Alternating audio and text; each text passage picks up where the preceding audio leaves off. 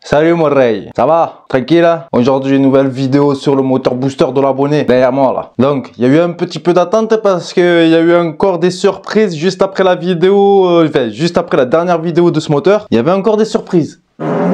Comme ça là. Parce que hors caméra, bien sûr, je prends mon temps à bien regarder le bloc, etc. C'est pas... Bon, j'ai pas tout fait dans la vidéo, parce que sinon la vidéo va prendre 3 plombs. Mais hors vidéo, je prends mon temps de bien regarder le moteur, s'il n'y a pas de fissures, etc., etc. Et là, j'ai pu voir quelques surprises assez étonnantes. Surtout pour des pièces neuves qui ont des défauts. Le moteur qui a mal été préparé. Enfin, je te montre ça de suite. Tout simplement, en fait, le moteur, le carter d'origine de l'abonné, il est mort. Complètement mort. Donc le côté transmission, il est là. Ça, c'est son carter. Et ça, c'est le nouveau carter que je lui ai fait prendre sur eBay. Donc, il m'a envoyé les sous. J'ai commandé sur eBay un nouveau carter de booster, comme neuf. Sachant que moi, je suis très maniaque de la mécanique, tu vois. Faut vraiment que ça soit fait aux petits oignons, tu vois. Je vais te présenter les petites surprises qu'il y avait sur le moteur. L'allumage, je dois l'attendre parce qu'on a commandé l'allumage. On a commandé toutes les autres pièces qui manquent. Son moteur, il sera full neuf. Que ce soit de la transmission à l'allumage, tout change. C'est pas comme le Athena. Le bloc Athena, il manquait la transmission. Sur ce bloc, il y a tout, sauf que c'est, bon, un petit cylindre en fonte. Donc, voilà. Ouais, la transmission aussi. Oh, calme-toi alors. Il y a la transmission aussi à changer, on a dû en commander une autre parce qu'elle a été limée au bout là. Ouais, cet axe là, ici là, il a été limé au bout là pour pouvoir rentrer dans le roulement du carter. Sauf que ça a été limé ovalement, donc ça tourne plus très rond maintenant. Je vais te montrer ça en caméra rapprochée.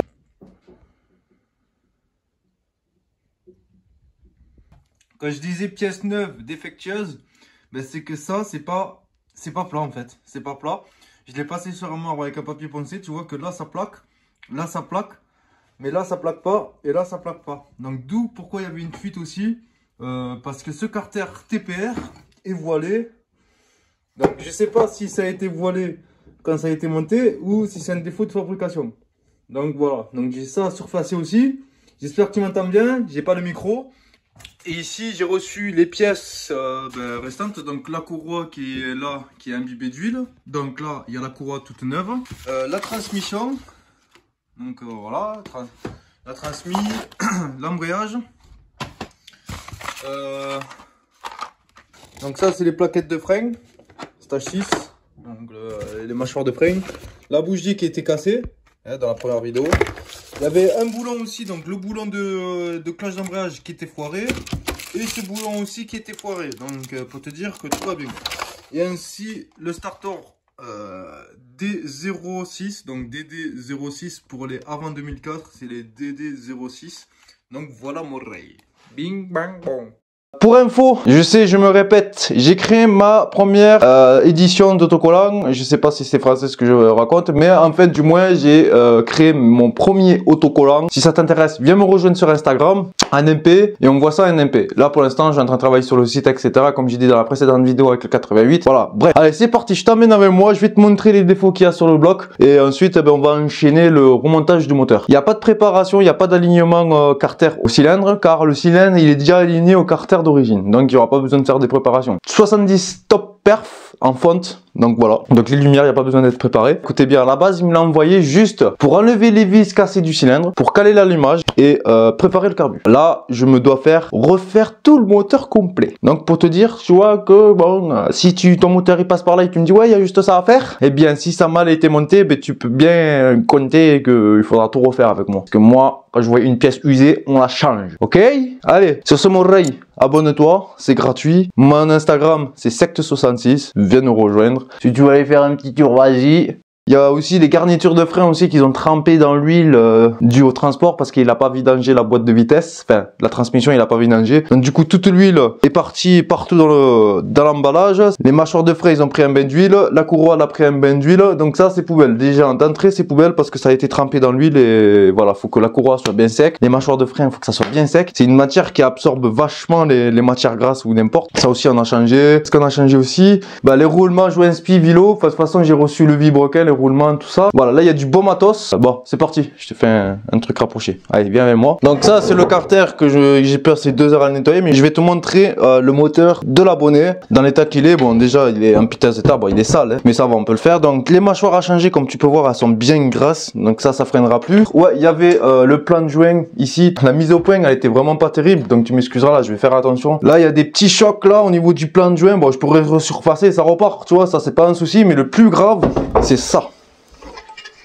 Voilà, le plan de joint de la transmission, tu vois, ils ont foutu des coups de disqueuse et sans faire exprès, il est venu gratter le plan de joint du couvercle de transmission. Malheureusement, vu que c'est la mise à l'air et qu'il y a toujours un petit peu d'huile qui passe par là, là ça va fuir constamment. Et aussi en bas aussi, ça faisait que fuir. Là ici c'est pété. Là, il y a une belle fissure, donc je pense que ça a été cassé au niveau du transport quand il me l'a envoyé. Donc là, il y a une fissure tout le long, ça fuyait. Donc voilà, donc carter poubelle. Celui que je lui ai fait commander, bon, il était très sale. Moi, j'ai passé au moins 2 heures à le nettoyer à l'essence, à la brosse à dents, à la brosse, tout ce que tu veux. De toute façon, tu auras une vidéo de là, comment il est.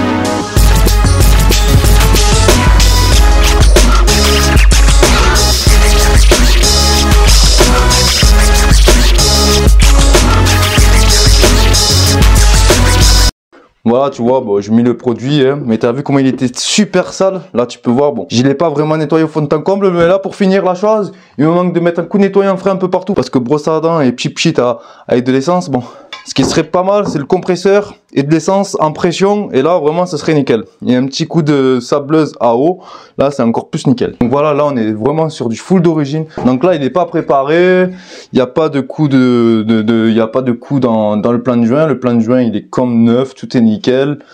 Voilà, la portée de roulement, elle est nickel aussi.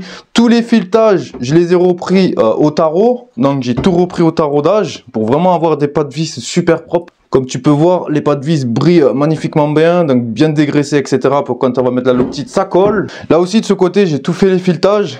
Tout est nickel, n'est pas foiré, rien du tout. L'intérieur aussi, là, au niveau du carter, c'est nickel. Là, il a une biellette un peu plus renforcée que celle d'origine. Ou en alu ou fonte, je sais pas c'est quoi la matière. Je pense que c'est plus de la ferraille que celle d'origine. Celle d'origine, tu vois que bon, elle est costaud aussi, mais elle est un peu moins esthétique que celle-ci. Elle est plus esthétique, c'est bien plus joli. Donc là, j'ai déjà démonté, j'ai déjà graissé l'intérieur de ça. Donc voilà, avec la petite rondelle, tout ça. En face du repère à ce niveau-là. Voilà, donc là, tout est parfait. J'ai poncé ici aussi pour les mâchoires, elles viennent s'agripper là. Là aussi, au bout, là, j'ai bien arrondi pour pas que ça accroche. Le roulement, il faudra que je le change. Il faudra que je le mette de celui-là. Parce que je pense qu'il a changé le... Ouais, celui-là, il est neuf. Donc on mettra celui-là. Parce que celui-là de roulement, il gratte. Voilà, lui tu l'entends et lui tu l'entends pas. J'attends quelques pièces aussi du moteur qui vont pas tarder à arriver. Parce qu'il y a même les joints du correcteur de couple qui sont à changer. Donc c'est quoi le correcteur de couple? C'est ça. Donc là aussi il manquait un joint qui n'y est pas. Donc on a recommandé une pochette de joints pour le correcteur de couple. On a recommandé l'embrayage parce que l'embrayage aussi c'est pareil. Tu vois comment c'est foncé.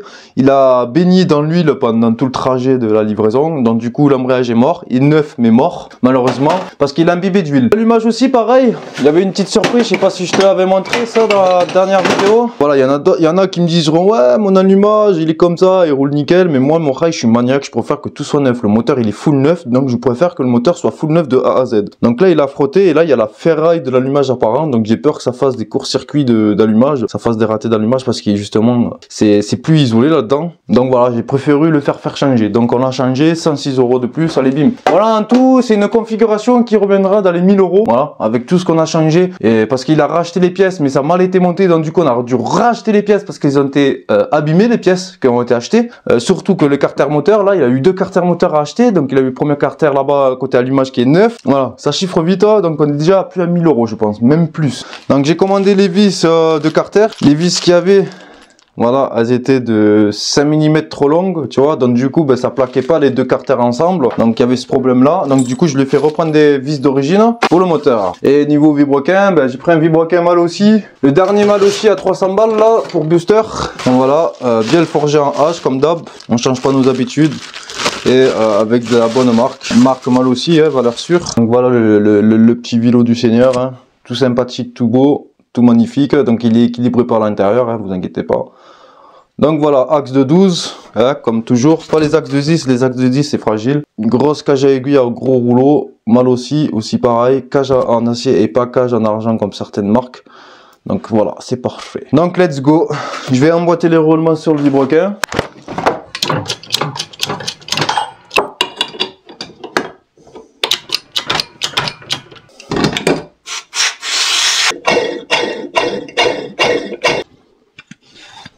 Là, j'ai pas les clips encore. Il manque des pièces encore, bordel de merde. Et bien évidemment, j'ai des clips, mais pas assez gros. Oh putain.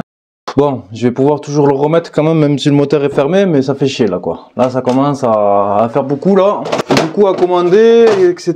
etc.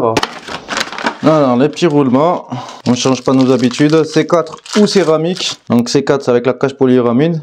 Et là, voilà, là t'as la cage, t'as pas les billes apparentes. Là t'as les billes apparentes. Les billes apparentes, tu vois que t'as le trou de graissage là. Et ben les billes apparentes, ça va contre les trous de graissage. Il y en a, ils me les foutent à l'envers là, n'importe quoi.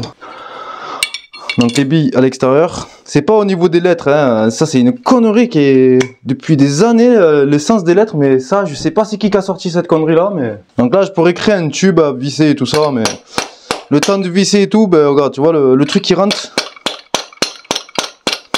Voilà, le truc qui rentre sans forcer quoi.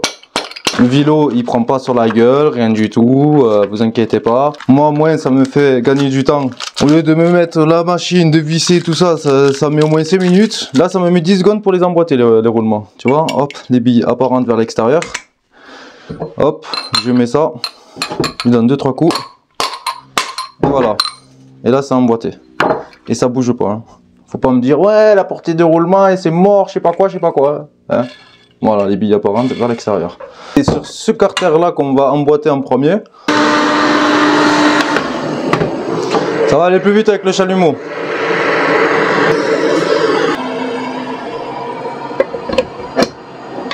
Je tourne le vibroquin pour que la chaleur se dilate sur tout le roulement, comme je fais là.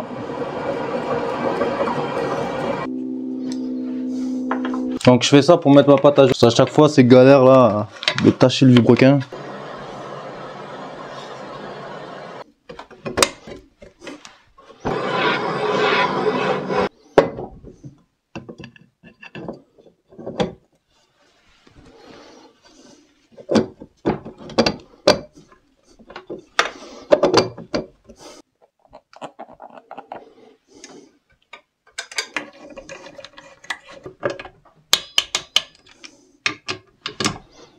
Là notre carter il est bien fermé. Là comme on peut voir il y a un petit bourrelet là qui ressort sur tout le long. Là c'est parfait. Voilà. Donc là il n'y a plus qu'à enlever l'excédent. Là ici à ce niveau là, sur le plan de joint, il faut bien voir que entre les deux carters ça fasse pas une petite bosse qui pourrait relever le cylindre et te créer une prise d'air. Le centrage du vibroquin. Le vibroquin il tourne en forçant. Donc il faut pas paniquer, il faut pas taper sur le vibroquin, il faut taper sur les vis. Donc tu prends ta clé d'avant. Donc tout simplement tu mets ton carter comme ça. Faut pas qu'il soit en appui, hein. Faut qu'il soit comme ça posé. Et là tu viens donner un coup sec à chaque vis. Mais un coup sec bien fort quand même. Tu vois, comme ça. Tu vois que le moteur il recule, c'est mieux. C'est bien parce que s'il est fixe, eh ben, il se centrera pas ton vibroquin.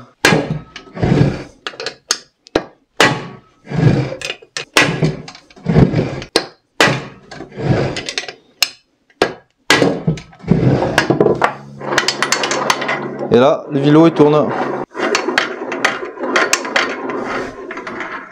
Maintenant, place au haut moteur. Donc là, pour les clips, je viendrai les mettre à la fin. Hein. Donc je pousserai celui-là. Un petit coup de maillet. Voilà. Et là on mettra les clips, là on mettra les deux clips, ensuite on emboîtera et on remettra bien les clips à sa place. Mais d'abord il va falloir que je les achète. Donc ça c'est desserré, il va falloir le resserrer à la Loctite. Tu vois, les goujons tout neufs qui sont même pas serrés.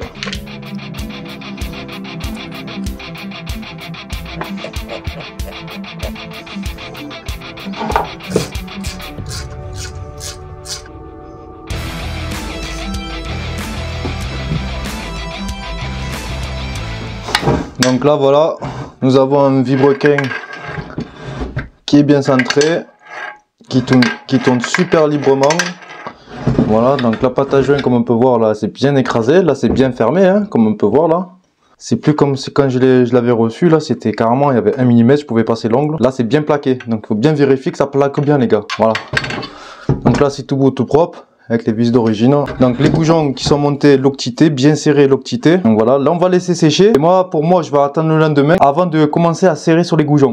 Question de laisser bien sécher la loctite. Et puis voilà. Allez, on se reprend demain.